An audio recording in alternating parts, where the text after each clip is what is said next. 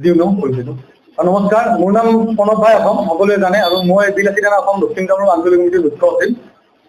নমস্কাৰ, মই জয়দীপ তালুকদাৰ, মই বিলাসী দক্ষিণ কামৰূপ সভাপতি।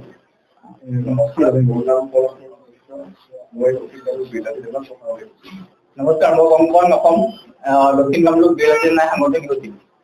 নমস্কাৰ, মই সৰ্বনন্দ মহন্ত, দক্ষিণ কামৰূপ আঞ্চলিক সমিতিৰ পৰা সকলো সংবাদ মাধ্যমক আমি অশেষ ধন্যবাদ জ্ঞাপন কৰিছো। আৰু আমি ইয়াৰ দ্বাৰা জনাও যে সংবাদ মাধ্যমৰ জৰিয়তে জনাও যে দক্ষিণ কামৰূপৰ বিভিন্ন ব্যৱসায়িক প্ৰতিষ্ঠানসমূহত আমাৰ বিলাসী থানাৰ দেখিছো যে আমাৰ তেওঁলোকে অসমীয়া বেনাৰসমূহ লগোৱা নাই, বা যিকোনো অসমীয়া ভাষা তেওঁলোকে ব্যৱহাৰ কৰা নাই। তেওঁলোকে যি ভাষা ব্যৱহাৰ কৰিছে আমাক তাত কোনো ক'বলগীয়া একো নাই বাৰু, কিন্তু কথাটো হ'ল কি, অসমীয়া ভাষাটো প্ৰতিখন বেনাৰতে অসমীয়া ভাষা থাকিব লাগিব, আৰু এইটো বাধ্যতামূলক হিচাপে লাগিব। আৰু ইয়াৰ দ্বাৰা আমি সকলো ব্যৱসায়িক স্বত্বাধিকাৰীক আমি জনাও যে দক্ষিণ কামৰূপত থকা তেওঁলোকৰ নিজা নিজা ব্যৱসায়সমূহৰ ফলসমূহ তেওঁলোকে যাতে অসমীয়া ভাষাটো লিখে, অসমীয়া ভাষাৰ পিছত তেওঁলোকে যি লিখে আমাক তাত ক'বলগীয়া নাই। আৰু অহা 15 দিনৰ ভিতৰত তেওঁলোকক বাধ্যতামূলক হিচাপে আমি দাবী উত্থাপন কৰো যে অহা 15 দিনৰ ভিতৰত তেওঁলোকে অসমীয়া ভাষাটো লিখিব লাগিব, এইটো আমাৰ দাবী থাকিব। আৰু যদিহে অহা 15 দিনৰ ভিতৰত তেওঁলোকে অসমীয়া ভাষাটো তেওঁলোকে ব্যৱহাৰ নকৰে, তাৰ বিৰুদ্ধে তীব্ৰ প্ৰতিবাদ কাৰ্যসূচী লোৱা হ'ব। আৰু তেতিয়া কিন্তু তেওঁলোকে স্বত্বাধিকাৰীসকলে আমাক কোনো ধৰণৰ আইনী ব্যৱস্থা ল'ব নোৱাৰিব, আৰু দুপৰীয়া নহয়। যে ব্যৱসায়িক প্ৰতিষ্ঠান লগতে কোম্পানীসমূহ গঢ় লৈ উঠিছে, তাত আমাৰ যিখিনি মহিলা আৰু ছোৱালীখিনি কাম কৰে, সেইখিনি ছোৱালীক নিৰাপত্তা দায়িত্বটো আমাৰে।